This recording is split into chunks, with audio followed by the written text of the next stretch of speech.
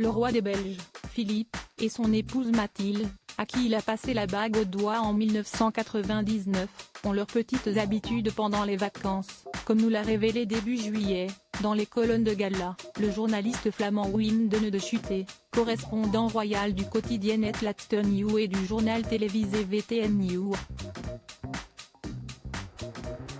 Les époux de 63 et 50 ans prennent en effet beaucoup de plaisir, chaque année, à se rendre au sein de l'île française Dieu, située en Vendée. Une destination peu prisée par les vacanciers, que les tourtereaux affectionnent pourtant depuis 2009 et qu'ils ont découverte grâce à la marraine de leur deuxième enfant, Gabrielle, une certaine Marie-Christina Rossi di Monotellera. C'est cette femme qui les avait alors invités sur place et dès ses premiers instants sur l'île, Philippe de Belgique a eu un coup de cœur, comme nous l'a expliqué notre confrère.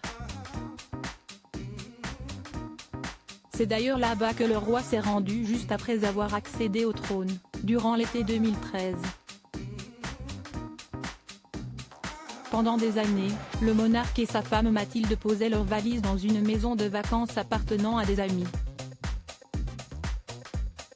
Mais désirant se sentir davantage chez eux, les tourtereaux ont décidé de s'offrir une habitation, en 2019, qui n'avait rien de luxueux.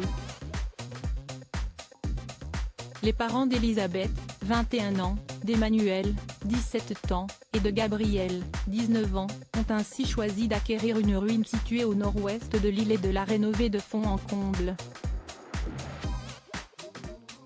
Au total, cette maison qui avait besoin de pas mal de travaux dispose de 200 mètres carrés habitables et d'un jardin de 70 hectares.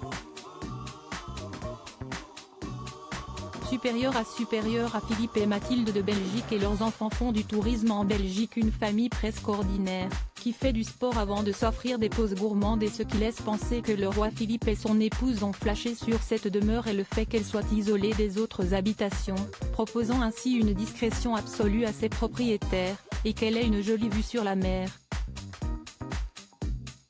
Pour s'y rendre, le monarque, sa femme et leurs enfants rejoignent l'aéroport de Nantes grâce à leur avion gouvernemental, puis, en voiture, ils sont conduits jusqu'à la ville de Fromentine.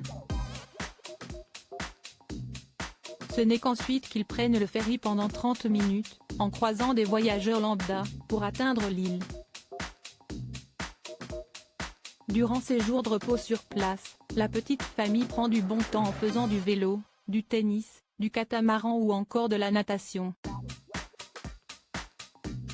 Presque comme n'importe quels autres vacanciers, les membres de la royauté belge sont parfois aperçus lorsqu'ils se rendent à la boulangerie le matin ou encore au port pour boire un verre, ou bien au restaurant. Les parents et leurs 3 enfants prennent également le temps, le dimanche, d'aller à l'église. Article écrit avec la collaboration de 6 médias Crédit Photo, Photo-nous.